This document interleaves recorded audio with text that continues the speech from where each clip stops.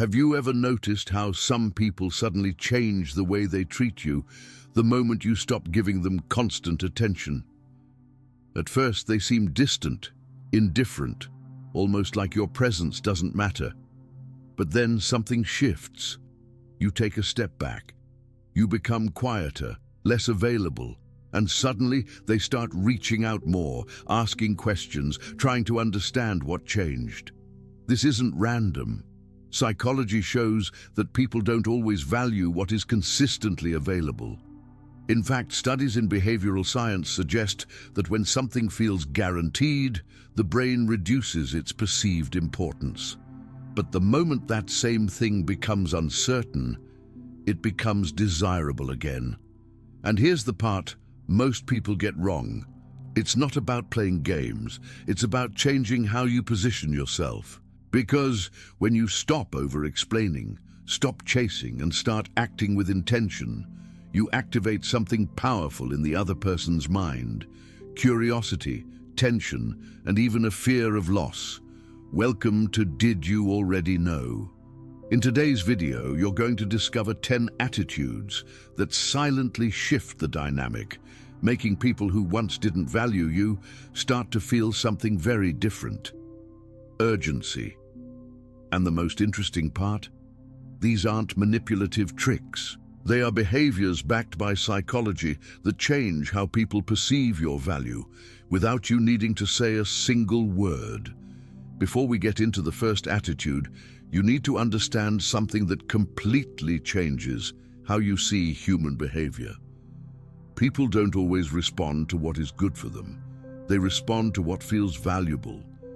And value, psychologically speaking, is deeply connected to one concept: scarcity. Research in behavioral psychology, including studies by Robert Cialdini on persuasion, shows that when something becomes less available, the brain automatically assigns it more importance. This is known as the scarcity principle.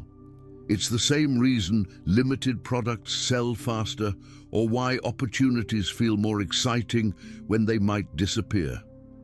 Now apply that to relationships. When you are always present, always responding, always giving attention without limits, your presence stops feeling special, not because you lack value, but because your value becomes predictable. And the human brain is wired to ignore what feels guaranteed. Another important factor is something called loss aversion, a concept studied extensively in behavioral economics. It shows that people feel the pain of losing something more intensely than the pleasure of gaining it. In simple terms, people react more strongly when they think they might lose you than when they already have you. This explains a pattern you've probably seen before. Someone ignores you when you're available, but becomes attentive when you start pulling away. It's not always intentional. In many cases, it's subconscious.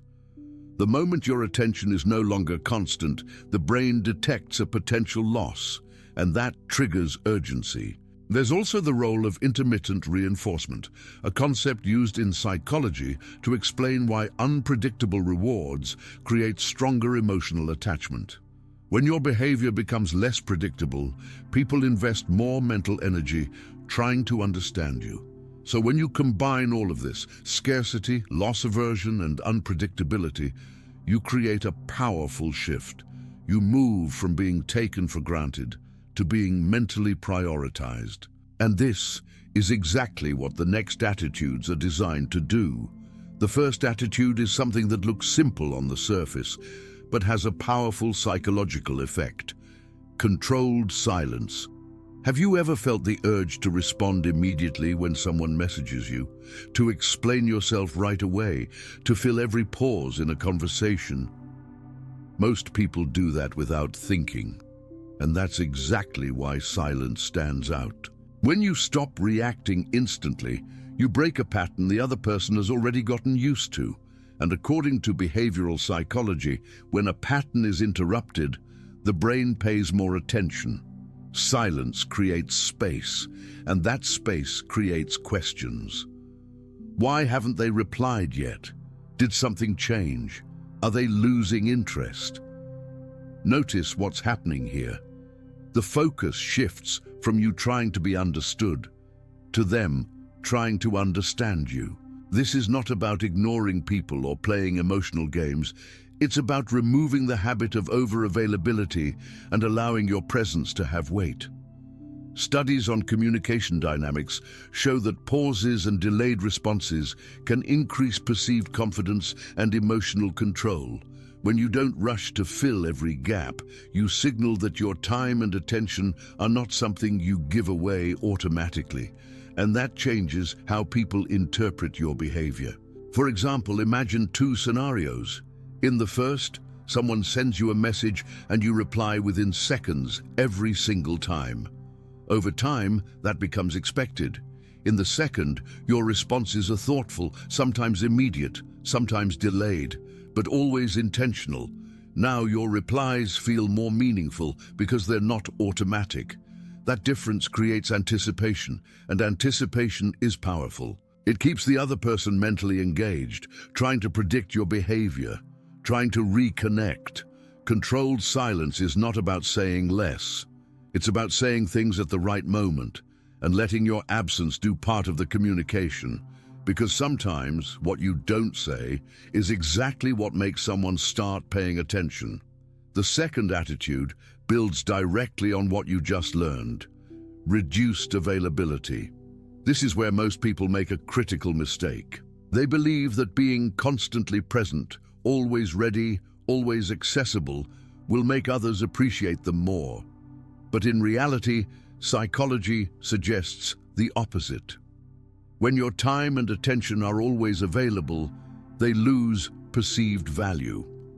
Think about it this way: anything that feels unlimited is rarely treated as important.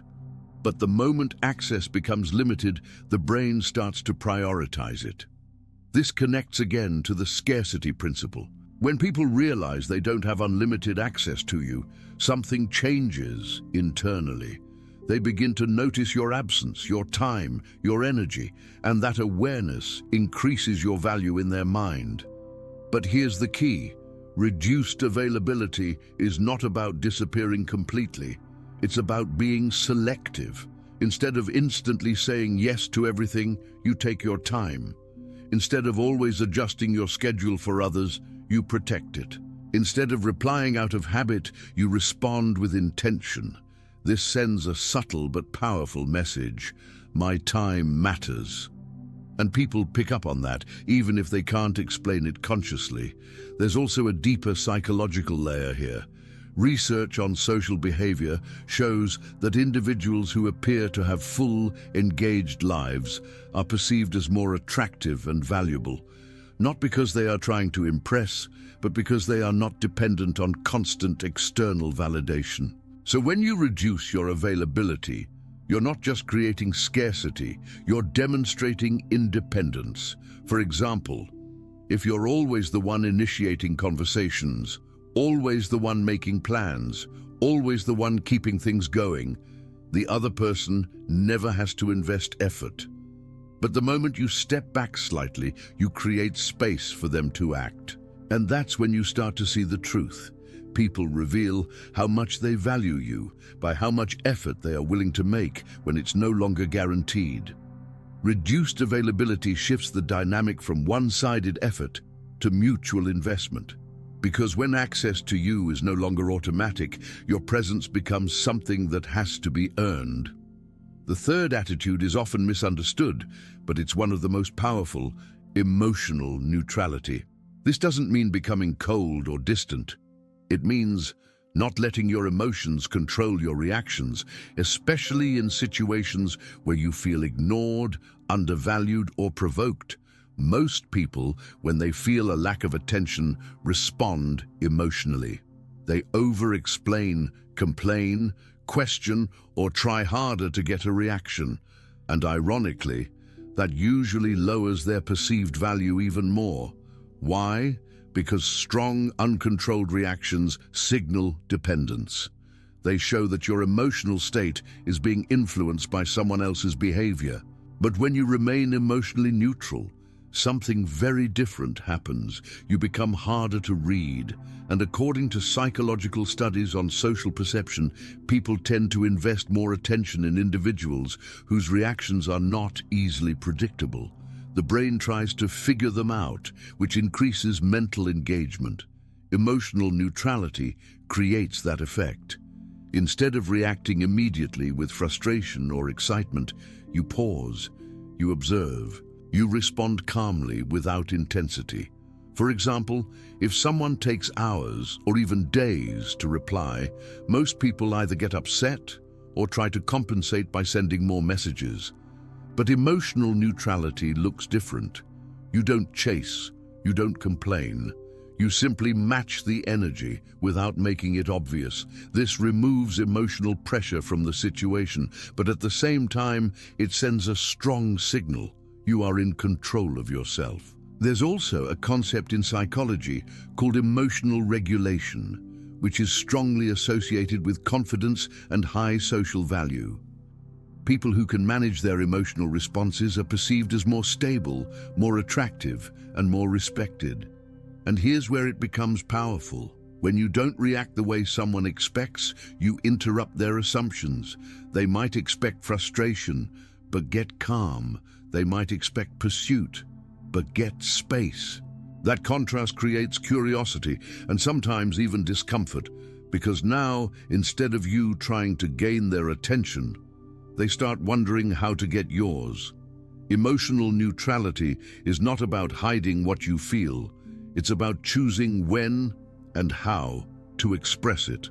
And that level of control changes everything. The fourth attitude is where everything starts to shift on a deeper level, prioritizing your own life. This is not just a behavior, it's a mindset. When someone doesn't value you, the natural instinct is to focus more on them, trying to understand, trying to fix, trying to gain their attention. But that focus creates an imbalance. The more you center your time, energy, and thoughts around someone else, the less you invest in yourself, and over time that becomes visible. People can sense when your life revolves around them, and instead of increasing your value, it often reduces it. Now here's what psychology shows. Individuals who are deeply engaged in their own goals, routines, and personal growth are perceived as more attractive and more valuable socially. This is because independence signals strength, stability, and self-sufficiency. So when you start prioritizing your own life, something subtle but powerful happens.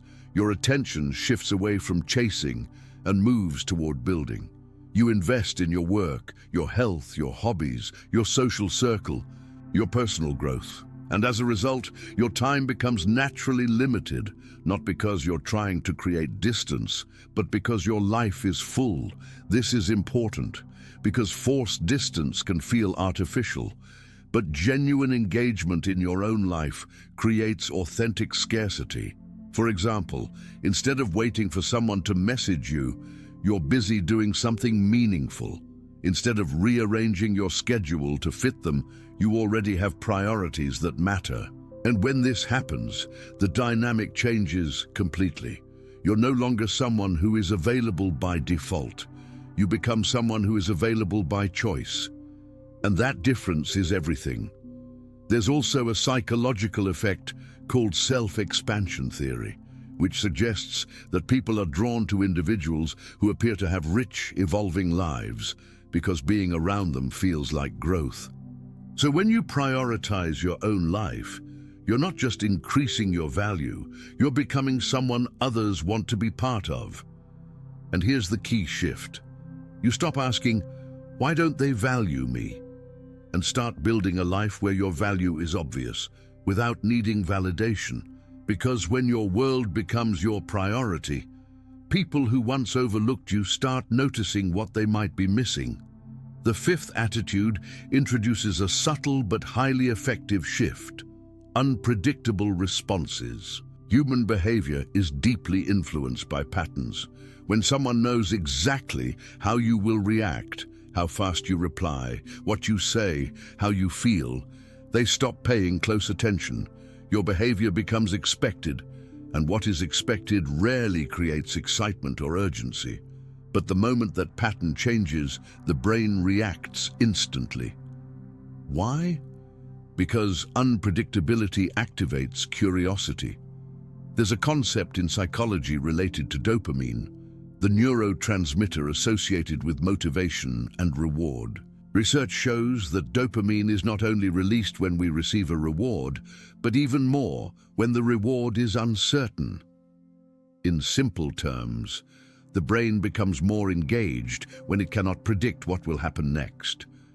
This is why unpredictable responses are so powerful. Instead of reacting the same way every time, you introduce variation. Sometimes you reply quickly, other times you take your time. Sometimes you're more expressive, other times you keep things brief and neutral. The key is not randomness for the sake of confusion, it's avoiding being completely predictable. For example, if someone is used to you always responding with enthusiasm and suddenly your tone becomes calm and measured, they notice immediately. If they expect instant replies and you start responding on your own time, they begin to question what changed. That questioning creates mental engagement. And once someone starts thinking about you more, your presence in their mind increases, without you needing to do anything extra. This connects to what psychologists call intermittent reinforcement, the same principle that makes certain behaviors highly addictive. When responses are not consistent or guaranteed, people invest more effort trying to figure out the pattern. And here's the important part. You're not manipulating. You're removing automatic behavior. You're no longer reacting out of habit. You're choosing how and when to respond. That alone changes how people experience you. Because now, instead of interacting with someone predictable, they're interacting with someone who requires attention. And attention is exactly what makes people start valuing your presence more. The sixth attitude is one of the most important and often the most difficult to apply: setting clear boundaries. This is where many people struggle. They say yes when they want to say no. They tolerate behaviors that make them uncomfortable. They avoid conflict because they don't want to lose the other person. But here's the reality. When you don't set boundaries, you teach people how to treat you. And over time, that becomes your standard. Psychological research on assertiveness shows that individuals who clearly communicate their limits are perceived as more confident, more self-respecting, and more worthy of respect from others. Why? Because boundaries signal value. When you protect your time, your energy, and your emotional space, you show that those things matter. And when something matters to you, it becomes more likely to matter to others. Setting boundaries doesn't mean being aggressive or confrontational. It means being clear and calm. For example, instead of over-explaining why you can't do something, you simply say, "I can't make it," or "That doesn't work for me." No long justification, no guilt, no hesitation. That simplicity carries weight. There's also an important psychological dynamic at play here. When you start setting boundaries, some people may initially resist. Not because your boundaries are wrong, but because they were used to having unrestricted access to you. And that resistance is actually a sign that something is changing. You are no longer operating on automatic compliance. Over time, two things happen. People who truly respect you will adjust their behavior, and people who don't will reveal themselves more clearly. Both outcomes are valuable, because boundaries don't just make others value you more. They help you identify who never valued you to begin with. And here's the key shift. You stop trying to be accepted by everyone and start accepting only what aligns with your standards. That level of clarity creates respect. Because when access to you comes with conditions, healthy, clear, and consistent conditions, your presence is no longer taken for granted. It becomes something that must be respected. The seventh attitude is where the shift becomes impossible to ignore: withdrawing attention. Attention is one of the most valuable psychological rewards you can give someone. Every time you listen, respond, react, or show interest, you are reinforcing their behavior. In psychology, this is known as reinforcement. When a behavior is followed by a reward, it becomes more likely to happen again. Now think about this. If someone gives you minimal effort, but still receives your full attention, what are you teaching them? That they don't need to do more. Your attention in that case becomes a reward for low investment. And over time, that creates a one-sided dynamic. But the moment you start withdrawing that attention, everything changes. Not dramatically, not emotionally, but intentionally. You stop reacting to every message instantly. You stop engaging deeply when the effort isn't mutual. You stop giving energy where it isn't being valued. And this triggers a powerful psychological response. When a reward that was once consistent suddenly becomes less frequent, the brain reacts. This is connected to what behavioral psychologists call extinction. When a previously reinforced behavior no longer receives the same reward. At first, the person may not notice, but then something feels different. Your absence becomes noticeable. Your reduced engagement creates a gap, and that gap creates tension. They may start reaching out more, trying to regain your attention, putting in effort they didn't show before. Why? Because what was once guaranteed is no longer certain, and uncertainty increases perceived value. There's also an emotional layer to this. Attention is often associated with validation. When you withdraw it, you're not punishing the other person. You're simply no longer over-validating behavior that doesn't deserve it. This forces a shift. Either they rise to meet your level of effort, or they remain where they are and lose access to your energy. And that clarity is powerful, because withdrawing attention is not about manipulation, it's about alignment. You give your time and energy where it is reciprocated. And when that becomes your standard, something interesting happens. People who once overlooked your presence start to feel the impact of your absence. The eighth attitude is a turning point in how people perceive you. Stop seeking approval. This is subtle but extremely powerful. Many people, without realizing it, constantly look for validation. They adjust their opinions, their behavior, even their personality, just to be accepted or liked. They wait for reactions. They look for reassurance. They measure their value based on how others respond. And the problem is, this creates the opposite effect. When you seek approval, you signal uncertainty. And according to social psychology, perceived confidence plays a major role in how others assign value to someone.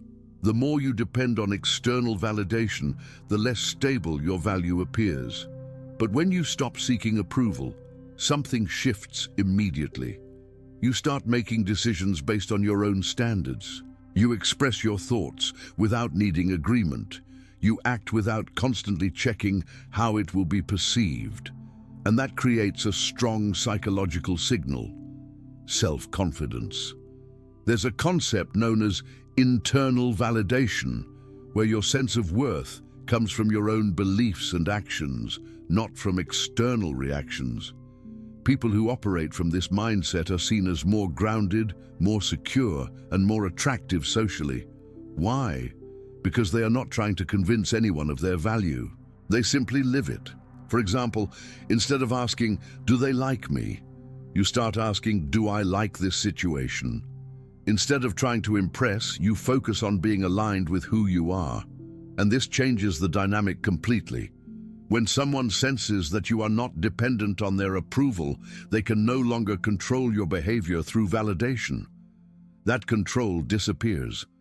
And in many cases, it creates a reversal. The person who once gave little attention starts seeking yours. Because now, your attention is not easy to earn. And here's the key insight: people are naturally drawn to those who don't need constant approval, not because they are distant, but because they are self-sufficient. When your value comes from within, Others begin to recognize it from the outside. The ninth attitude is the one most people avoid, but it's also the one that creates the strongest impact: walking away when necessary.